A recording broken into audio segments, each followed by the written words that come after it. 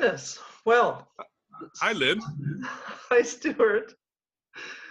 Oh, Stewart Blackburn here, way over there in the jungles of Hawaii on the Big Island, where all the action has been, which is astounding to imagine because I, Lynn Thompson, and some other adventurers met up with you back in December of 2017 when this was just something you might imagine happening again in your neighborhood. And now it has. And now you are one of the few people left in your neighborhood, I understand.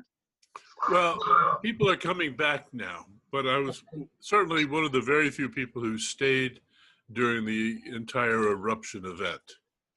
And you are a bold adventurer. Well, yeah, and was challenged by that, but that's the whole point, isn't it? Well, yeah, otherwise it would just be easy. Right. So this is one of those adventures that you can, or at least that I could go on without ever leaving my home. And you finished writing your most recent book, which you have a lovely picture of yourself holding on your website, stewartblackburn.com. There it Thank is. you. Yes. Yeah. It's time to come home, and you never left home. You were always there. Well, in that sense, absolutely. And so it was kind of wild to be sitting here at this desk where I am right now, while the lava was erupting over there. Where am I? Yes, over there. Okay. Over my right shoulder, but it was going into the ocean over my left shoulder. Oh my goodness. There was a plume of gases that were released when it hit the water, including sulfuric acid, which is no fun to breathe. No. And so the cloud overhead was a combination of the sulfur dioxide and glass and Pele's hair and moisture coming from this direction, plus the stuff that was coming over there. So there was a almost constant cloud over me, and I'm on solar. Right. So I had very little electricity produced, but I'd managed to get through, and it was quite a time. And it was interesting to be sitting here knowing that things could change at any minute. The road over my left shoulder was overrun by lava, and the only other way out, the road was cracked and steam was coming up through the cracks in the road.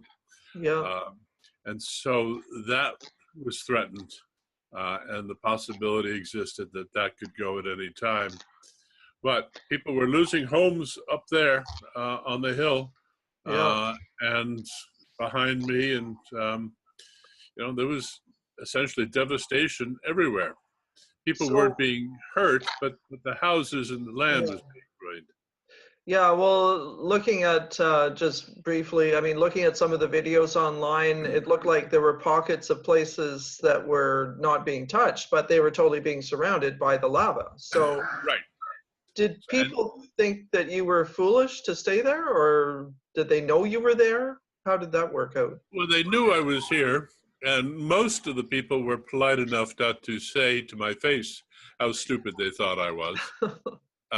Most of them. Yes. But there were a few of us here, and so it gave me a chance to see who had the courage to stick it out and who was freaked out and had to go. So it's a different kind of community here now. Yeah.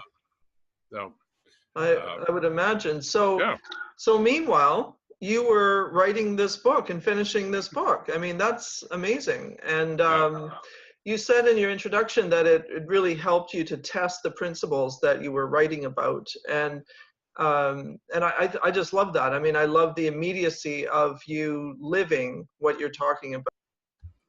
It's time to come home. What does that mean to you? The sense of being comfortable with who we are. Yeah.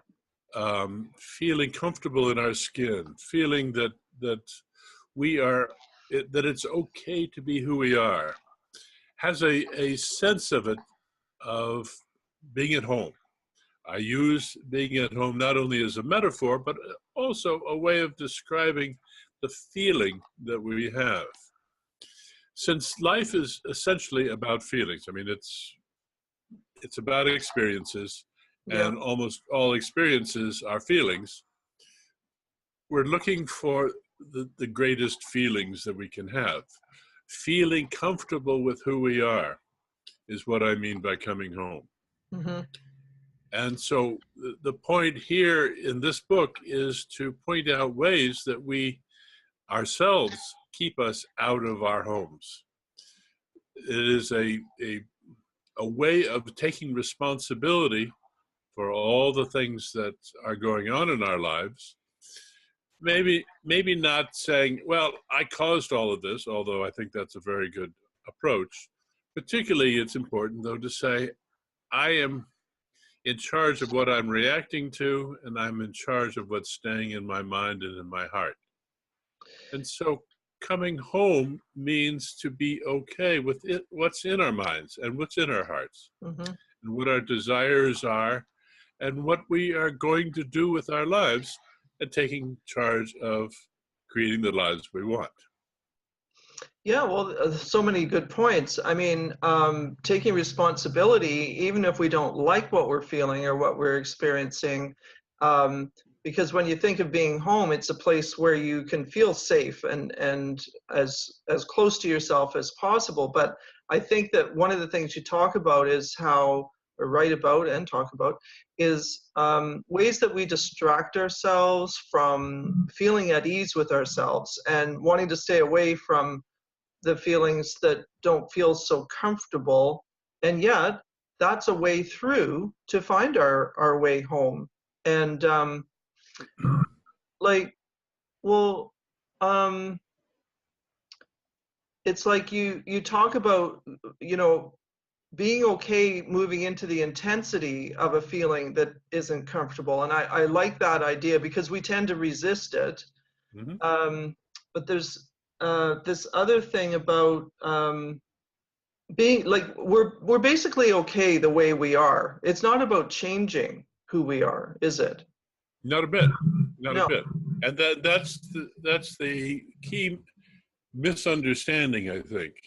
The lie, if you will, that we've been fed, that in order for us to be okay, we need to change in some way. We Mm-hmm. need to Yeah. purify ourselves. We need Yeah. to find salvation. We need somehow to be restored to the original grace with which we came into this world. That's all nonsense, clearly. The point is that we're fine the way we are, that we're here as adventurers, learning Mm-hmm. how to do some things, Yeah. and that there's nothing wrong. So if we can say that there's nothing wrong, then we don't have to criticize ourselves, which is, I find, one of the biggest toxins in our lives. All of this criticism, all of these thoughts that say, "Oh, I should be this way," Mm-hmm. or I should be more perfect, or I should take care to be all that I can be. Well, you are all you can be. Enjoy it. And then one of the key points here is that only by accepting who we are can we then be effective in changing the world that we are creating for ourselves. Mm-hmm. So unless we accept the world as it is, we can't really effectively change anything. Mm-hmm. And if we want to change something, become more successful or whatever it is, then we need to make sure that we are okay with the world as it is in this moment. Then we can change the next one. So you talk about disappointment. What kind of role does disappointment play in your mind? I mean, you know, I think that's a lot of how we beat ourselves up, as we think about something that we wish we had done, and so we're disappointed in things not being the way we thought they would be, or, you know, we're disappointed in ourselves in that we didn't do things how we Well, think would be perfect. The strongest thing that I look at in this is dissatisfaction. Oh, okay. Disappointment is itself a choice. Mm-hmm. We can choose to be disappointed or not. You know, we go to a restaurant, they don't have what we thought we were going to order, so we can decide to be disappointed. We can rant, we can rave, we can cry, we can scream, or we can order something else or go somewhere else. So disappointment does not have to control us in any way. But the art of dealing with dissatisfaction is something else. Dissatisfaction can be a blessing if we learn how to use it. When we say that this isn't good enough for me, Mm-hmm. whatever it is, that's dissatisfaction. If we allow ourselves to use that as motivation to go find something even better, Mm-hmm. and to find that and enjoy it for as long as we can until we're dissatisfied with that. And when we are dissatisfied with that, then we can go find something even better. Mm-hmm. And in doing that, and these are all about feelings, Yeah. finding feelings that feel better, that naturally leads us to the greatest feelings of all, which most people find are the spiritual pleasures. Yeah. You know, joy, harmony, peace. So this is a natural, built-in spiritual path, as long as we take the time to harvest our dissatisfactions and let them motivate us to do the things that are more satisfying to us at that time. Yeah. Harvest our dissatisfactions. Yeah. Yeah. Well, you have some great meditations that are woven through your book, and they're very calming to read. And it's a good idea, as you mentioned, to record them either in your own voice or you have them on YouTube, I believe, Yep. that people can listen to, because then you can just really absorb it without the physical act of reading. But just, I mean, it's so reassuring to read some of these things where it's just totally affirming, accepting myself and loving myself and being comfortable being me and in my body, and, you know, that this is all okay. It's all acceptable. And like you were talking about feelings, like just look at the effect. I mean, when I think about things in a certain way, like I got some amazing family news the other day, and it was all I could do to not express my disappointment that I hadn't heard it directly from the person involved, that I heard it from someone else in the family who was clearly delighted by the news and wanted me to know. So I thought afterwards, well, okay, so either I can beat myself up that nobody cares about me enough to let me know directly, but somebody just did. So that feels good, you know, and then I pretty quickly turned it around and I made direct contact with the person involved and congratulated them, because that felt better than feeling unloved and alone, you know? Excellent. And that's great. But you were suffering from a failed expectation. Yeah. You had expected other people to have informed you sooner. Yeah, like right away. I wanted to be Right. first. Yeah. Okay.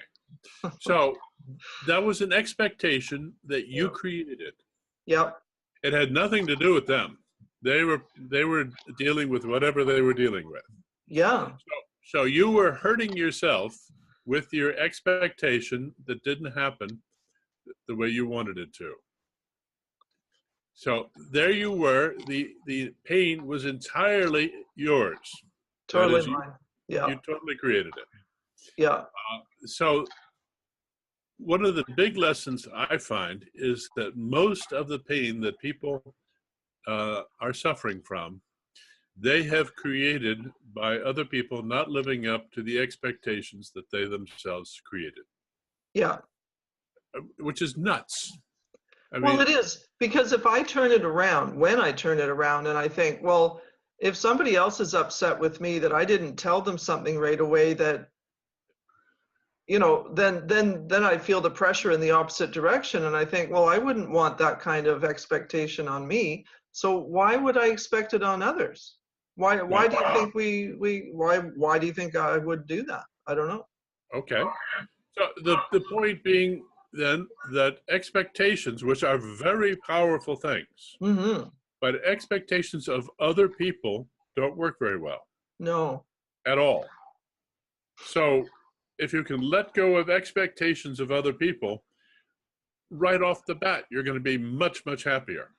It's already a relief just to think of that. Yes. Yeah. No expectations of other people. Let them be who they are. Let them do what they do. And in that way, you can do that for yourself. Yeah. If you let them off the hook, you can let yourself off the hook Mm-hmm. and allow yourself to do what you do, be who you are, without having to live up to their expectations or yours. Mm-hmm. You get to tune into what's going on in this moment, authentically you, without having to play around with other people's ideas or your own ideas of why things should be. Yeah. It just be there. There's an immediacy of this presence that is totally delightful, and you don't need to dilute it or distort it with any kind of expectation of yours or anybody else's. Yeah. And so at the same time, it's okay to realize that it's good to realize then that I have that choice, that I can go into the intensity of that feeling, but I don't need to think that that's the reality. Like, that's whatever I choose. And so I can choose something else. Yes, and I want to be clear about um, you need to feel your feelings, whatever Right. they are, Yeah. um, and then realize that you created those feelings Mm-hmm. and the intensity. This is the Okay. Yeah. kind of the key piece here. Being willing to feel the intensity of your feelings is the only way to go through them. And so many of your feelings are much more intense than most people will allow. Yeah. Well, That's that's, that's why grief takes so long for many mhm. people, because grief is so intense. Yeah.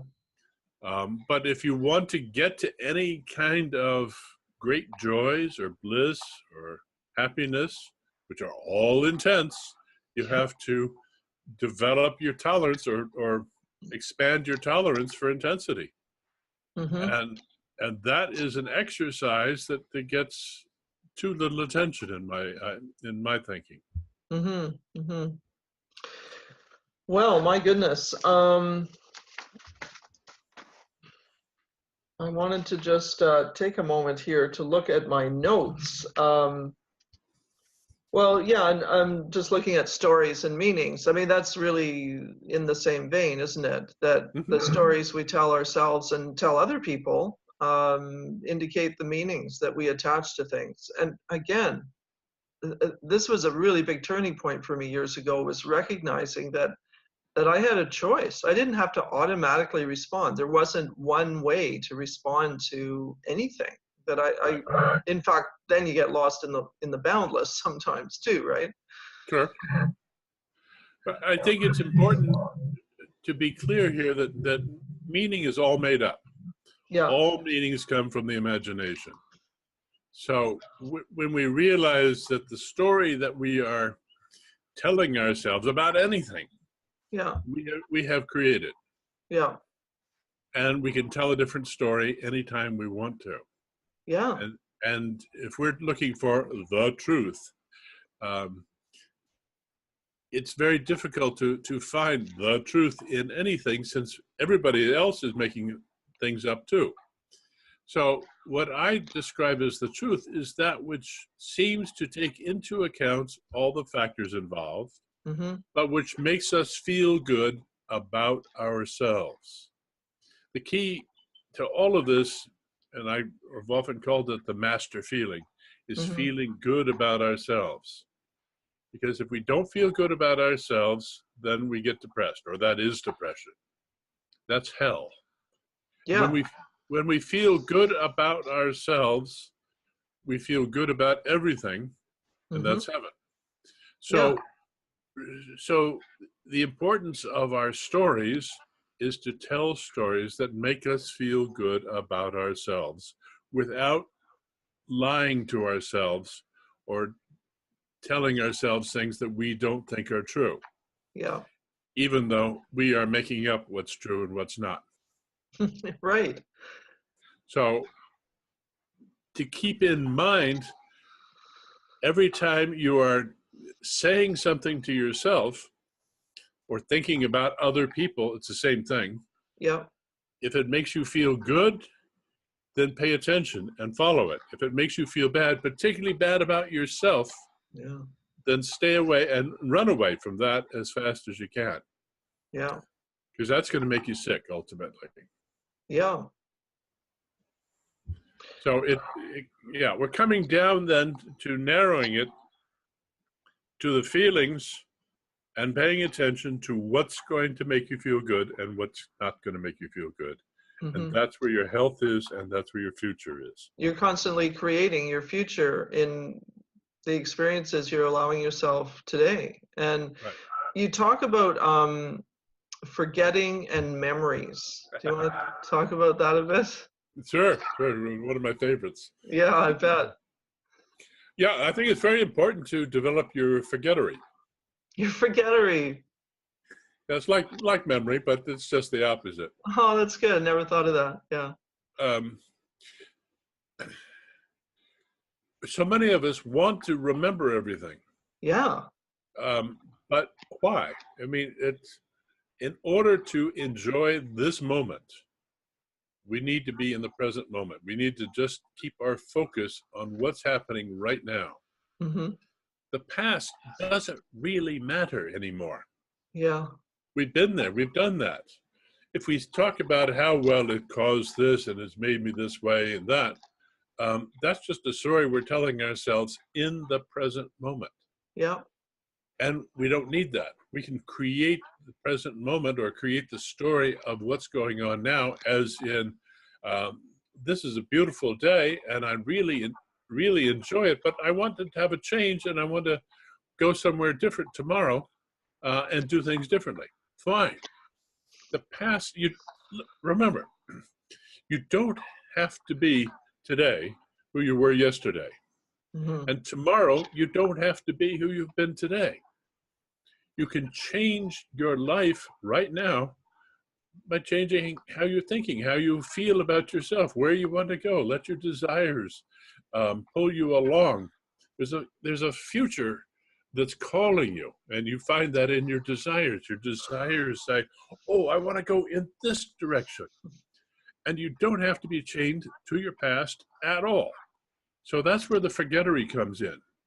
You can just forget about that stuff because it's the stuff that is exciting you right now that is much more powerful than the stories of your past. You don't have to be who you were yesterday. I'm Yeah. sorry, don't have to be today who you were yesterday. Yeah, and your past can be as recent as yesterday. So what you just said there, Stuart, I think could be something you might say in the grocery line when you hear somebody say to another person, "So how are you?" And they say, "Oh, same old, same old." Mm-hmm. Yeah. Right? Well, um, unless when I ask somebody how they are, unless they say great, I say, "Oh, I'm sorry. What's the matter?" Even if they say, "Oh, pretty good," "Oh, I'm sorry. What's the matter?" Um, because there's no reason to not be happy and joyous all the time. I mean, there are things that happen. We draw into our lives events that we don't like. Fine, Yeah. we don't like them. That doesn't mean we have to get into a foul mood. Doesn't mean we have to get angry about them.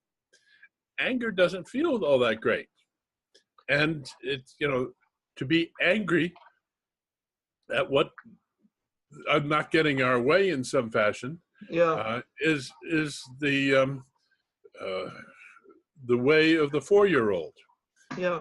And, we can do something different. We can look at it and say, okay, that's not the way I had in mind, but, what am I going to do now? And how will I stay happy and enjoy life, taking that into account? Yeah. These things don't have to destroy you. And unfortunately, a lot of people will get angry at these things and ruin their day, ruin their lives, totally unnecessarily. Yeah, but they feel justified, right? They feel like, And understandably, because it does give them an increased sense of power. This is the thing. They want to feel good about themselves. yeah, So getting angry at something happens to you, yeah, supposedly happens, and you feel powerless. So you want to feel more power. Fine, you get angry. That is more powerful than powerlessness, obviously. right. So fine. It's a false sense of power, but it is making you feel better than being helpless. Even better, however, is to say, okay, I have the power to change what's going on. I have the power to fix this problem or to find a new solution or to adapt to whatever has changed. And I have the ability to be optimistic and hopeful and go forward and enjoy life because I am powerful in and of myself. So that sense of powerlessness doesn't have to stay more than a flickering moment and just say, okay, I'll accept that, and now I can go do something else.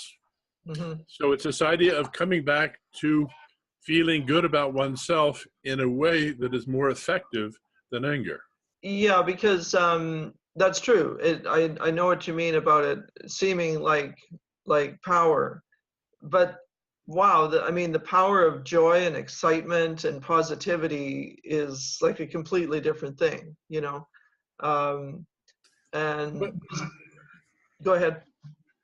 so the question then becomes, at the moment of, say, anger, how do you recognize that there is a better response? And my answer is that because anger makes you feel a little better, but not all that great, to remember that if you want to feel good, and particularly feel good about yourself, then you want to immediately move to some of these other feelings that you can access quite easily by taking up your own power. And just remembering that it's all about feeling good Well, about yourself. yeah, and coming back to kindness and compassion, right? Right, exactly. And that's the Shifting key. it. Yeah, That's the key shifting. to do it. Be kind to yourself. Be compassionate with yourself. Without that, you can't go anywhere. Yeah. Yeah, because I find that if I get annoyed, annoying, you like to talk about annoyance as well. Um, but I find that if I find myself getting annoyed in a situation around other people, that if I can just rein that around and be kind to the person in front of me, um, it may not be the easiest thing for me to do, but it feels better. It feels better to me. I know it feels better to them, and it just allows just a bit of a pacing of the situation to just go, okay, we're just people here with this thing to deal with. Let's look at it in a way that we can both win, right? Yeah, right. I mean, what I'm trying to get at, and you're speaking to how to do it, but I want to just keep in mind that we're all trying to feel better. Yeah. So what does it take to do that? Hmm. That's the point here. Okay. Hmm. Um, and we often forget why it is that we're doing so many of the things that we're doing. We go to work and we have to do this and we have to do that. Hmm. Um, well, if we're spending all of our time doing have tos, then we're slaves. Yeah. So I'm suggesting that we remember the original intention, we go to work to make money so we can have the food that we really like and the house that we really like and the vacation we really like. Yeah. We don't have to do them at all, but we do it because there are pleasures that we're after. So as long as we can remember why we're doing all of this stuff, it makes life a lot easier. Yeah. Well, speaking of the food that we like, I was listening to one of your interviews and you were spelling your name so that people would know that it was Stewart Blackburn. Thank you. Thank you. And I was thinking, well, the way to remember that is that stew is a food. And to be a chef, as I have been, is stew art. Oh yeah, of course. That's the next step. Thank you. Yeah, sure. I would have come to that eventually. Oh, I love it. Thank you. That's lovely. So yeah, stewartblackburn.com, just to let people know where to explore more, because the other book that you wrote is The Skills of Pleasure, which is great too. Do you want to hold that up? There Look it at is. that. I just happen to have a copy here. That's fantastic. And I'm just noticing just how beautifully aligned they are in the color sequence that you have. Yeah. They very much, yeah, right. Yeah, that's gorgeous. And the person there walking, yeah, that's really nice. Okay, now, so I'm quite happy to be writing. I'm working now on a book called Shaman in the Kitchen. Oh. And speaking of stew art, and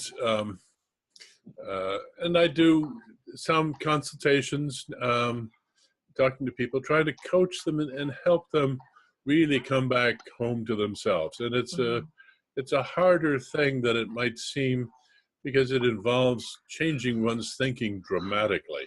Yeah. So I do some coaching of that and helping people there. And then I will do some teaching. I've got some workshops coming up this winter. But a lot of the stuff that I really want to focus on is getting the ideas out there, as in this book, It's Time to Come Home. So then people can have that as a reference when they come talk to me about their own particular problem. So sure, yeah. That's my strategy at the moment. Well, that sounds good. And you get to be in your home where you want to be. Yes, and I love it. Yes, absolutely. As long as Pele doesn't dance with me too hard. Yeah, well, your trust and faith paid off. You're still there. It's fantastic. Very exciting. And there's still a road out to the big world on the island. Yes. I go in and pretend like I'm in the real world, and it's great. Well, Stewart, it's such a pleasure to see you. Thank you so much for this little conversation together with some of the highlights of your book. I appreciate it. Well, thanks very much, Lynn. It's great to see you, and I wish you well in all your endeavors. Oh, thank you so much, and I will endeavor to follow your directives. Very good. Okay, thanks very much. All right, thanks so much. Aloha. Aloha.